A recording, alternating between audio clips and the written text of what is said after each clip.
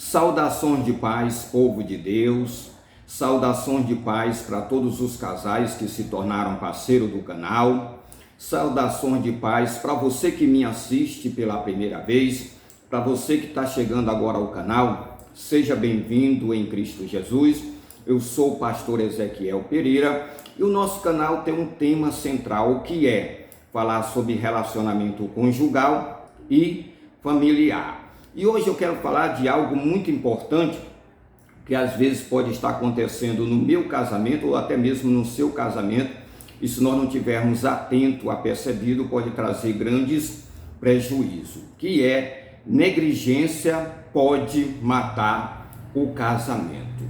Algumas negligências em alguns assuntos pode trazer grandes prejuízos para o relacionamento conjugal ou até mesmo matar o relacionamento conjugal. E hoje nós estaremos a trazer algumas, porque não vai dar tempo de falar de todas, porque são muitas, mas eu gostaria de falar de algumas que eu entendo que é muito importante nós estarmos atentos para ver se está acontecendo no nosso relacionamento. A primeira delas é negligenciar a oração, a negligência da oração. A oração é o nosso socorro. É uma maneira em que nós nos comunicamos com o eterno Deus.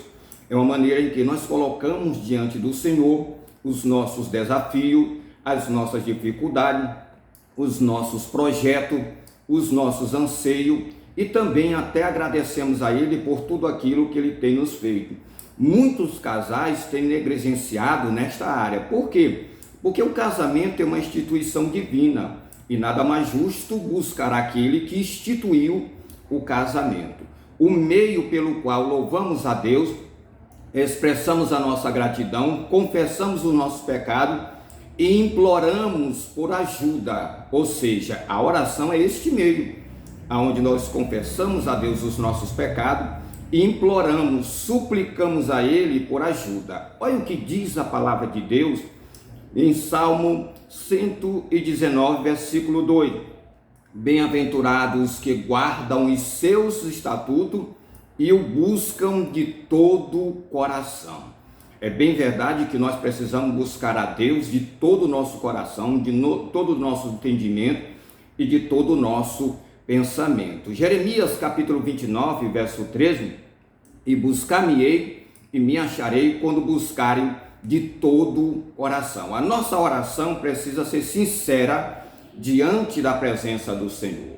Isaías capítulo 55, verso 6, buscai ao Senhor enquanto se pode achar, invocai o seu nome enquanto está perto. Isso quer dizer que vai ter momento que você vai buscar a Deus e não vai encontrar. Por quê? Porque você foi negligente na oração quando deveria estar sempre aos pés do Senhor. O casal que ora junto está confessando perante Deus que são dependentes totalmente dele, que são incapazes de prosperar sem a presença dele. Sem a presença de Deus na instituição casamento e na instituição família, é complicado nós vencermos as adversidades da vida. É complicado nós vencermos os desafios. É complicado nós prosperarmos, porque ele foi que instituiu o casamento. Nada mais justo do que colocar ele no centro do casamento. A oração individual é essencial para a vida do cristão e a oração em casal é essencial para o casamento cristão. É claro que dentro da oração eu tenho que ter o meu momento com Deus, eu, o esposo, mas também a esposa sozinha tem um momento com Deus. Agora os dois, para que venha prosperar na questão do casamento, é os dois que devem orar. Então, se você está sendo negligente na questão da oração, faça um altar dentro do seu lar e tenha certeza que as coisas irão ser bem-sucedidas para a glória de Deus. Negligência na comunicação. O que mais o inimigo da nossa alma quer é que nós venhamos a ser negligentes na comunicação. Quando o homem pecou contra Deus, Deus foi de encontro ao homem para se comunicar com ele. Nós servimos um Deus que ele interage com a sua criação através da comunicação. Ele perguntou aonde Adão estava. Não é diferente dentro do relacionamento conjugal. Outro grande inimigo do casamento é a falta de comunicação, a comunicação com a igreja local, não só dentro da estrutura do casamento, como principalmente com a igreja local. Eu tenho visto muitos casais dizer que eles conseguem viver fora da igreja e ter uma vida de comunhão com Deus fora da igreja, mas biblicamente não tem apoio sobre esta questão. Olha o que diz em Hebreus, capítulo 10, verso 25. Não deixe a vossa congregação como é costume de alguns, antes admoestando uns aos outros, e tanto mais quando vede que se aproxima aquele dia. Tem muitos que estão abandonando a congregação e achando que desta forma vão conseguir ter uma vida de comunhão com Deus. Biblicamente, não. Satanás adora quando ele consegue compelir um indivíduo a se afastar da igreja, e principalmente o casal. Adora ainda mais quando ele consegue distanciar da igreja um casal ou uma família. É o que o inimigo mais tem trabalhado. Hoje nós temos aí uma modalidade chamada os desengrejados, que não consegue viver dentro da igreja e não consegue submeter a pastor. Ele anda da forma que ele quer, faz o que ele quer, ele não se submete à liderança da igreja, ele é dono de si. Biblicamente, eu vejo que não tem apoio para isso. Sabe por quê? Porque você não é igreja, você faz parte do corpo de Cristo. Você não é o corpo, você faz parte do corpo de Cristo. E quando uma parte do corpo é tirada, ela consegue sobreviver? Ela consegue, por exemplo, se meter a faca aqui no meu braço e jogar fora, ele vai sobreviver fora do corpo? Não vai sobreviver. E o próprio Jesus fala que nós somos, que ele é a verdadeira oliveira e nós somos os ramos. E isso se quer dizer que nós estamos ligados a ele e ligados a um corpo que é a igreja, sendo ele o cabeça do corpo. Olha o que está escrito em 1 Coríntios, capítulo 12, verso 18. Mas agora Deus colocou os membros no corpo, cada um deles como quis. Ou seja, você faz parte de um corpo. Você não é o corpo, você não é a igreja, mas você faz parte de uma igreja. Não consegue viver fora da igreja e ter comunhão. Nós precisamos ter comunhão com os irmãos, porque a minha comunhão com meus irmãos que eu vejo vai testificar que eu tenho comunhão com Deus.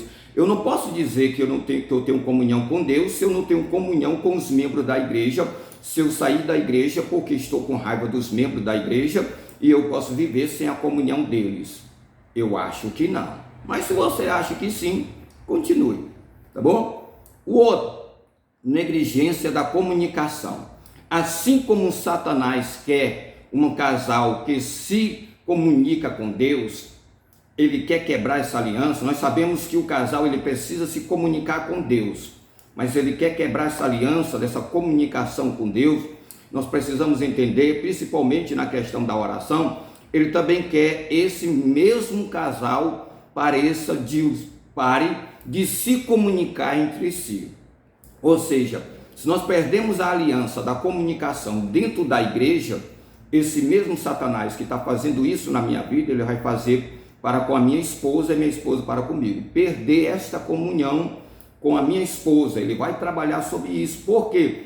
Porque é através da comunicação que eu vou falar para minha esposa o que eu não gosto, ela vai falar para mim o que não gosta.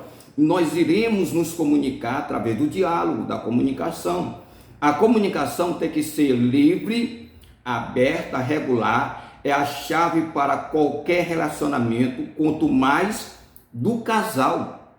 Não tem como existir um relacionamento se não tiver comunicação. Eu preciso me comunicar com meu Deus, o meu Deus se comunica comigo através das Sagradas Escrituras.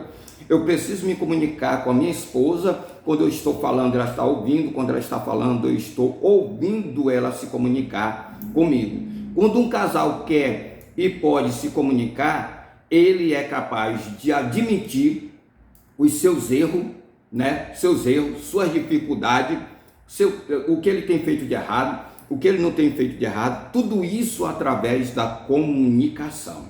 Através da comunicação nós temos que entender também que quando você contrair o matrimônio com a sua esposa com o esposo, tem que entender que agora não são individuais, se tornaram uma só carne, não há mais individualismo, então tem que projetar junto, os projetos têm que ser junto, e para ser junto tem que exercer a comunicação. O último que eu vou colocar aqui, e muito importante, é a negligência no relacionamento sexual. Alguns casais têm negligenciado a questão do ato sexual. Algumas esposas, por estar com raiva do esposo, não quer manter o relacionamento sexual com o esposo, porque está com raiva, ou o esposo com ela, ou ela com o esposo. Mas olha o que diz na primeira carta de Coríntios, a qual Paulo escreveu, capítulo 7, verso 3 e 5. O marido pague à mulher a devida benevolência, e da mesma sorte a mulher ao marido. A mulher não tem poder sobre o seu próprio corpo, preste bem atenção, mas tem o marido também. A mesma maneira, o marido não tem poder sobre o seu próprio corpo, mas tem a mulher. Não vos privei um do outro, senão com consentimento mútuo, por algum tempo, para vos aplicar ao jejum e à oração, e depois ajunte-vos outra vez, para que Satanás não vos tente pela vossa incontinência. Quando você, mulher, nega o ato sexual ao seu esposo, você está pecando contra Deus. Quando você, esposo, nega o ato sexual para sua esposa, de satisfazer ela na cama e fazer ela sentir prazer, você está pecando contra Deus. E esta brecha, muitas das vezes, é aberta no mundo espiritual, vem para o mundo físico. Com isso, Satanás, sabendo que os dois não estão cumprindo com deveres no ato sexual, ele vai trabalhar, vai colocar alguém na vida da mulher ou alguém na vida do homem. Então tenha muito cuidado sobre esta questão. O homem, ele não é dono do seu próprio corpo, a mulher também não é dona do seu próprio corpo. O homem é dono do corpo da mulher, a mulher é dona do corpo. E quando os dois forem tentar entrar por jejum e oração, tem que ter consentimento, mutualidade, entrar em acordo. E aí, entrar em acordo. E aí entra a questão da comunicação. Vocês não podem se abster do ato sexual. Eu vou até colocar aqui no comentário um vídeo que eu falo quando eu posso me abster do ato sexual. Você não pode se abster do ato sexual porque você pediu para o seu esposo comprar algo, ele se esqueceu, não comprou, e agora você, com raiva, na hora que ele lhe procura, você não quer atender ele na questão sexual. A Bíblia exige que o marido e a esposa mantenham relações sexuais. Ela exige, é imperativo, é um dever do casal. Ambos têm que se saciar um ao outro no ato sexual. Que o Deus eterno te abençoe, que o Deus eterno te guarde. Se você gostou do vídeo, compartilhe com alguém. Se você está errando em algum, coloque um comentário. Se você gostou também do conteúdo, deixe aí o seu comentário.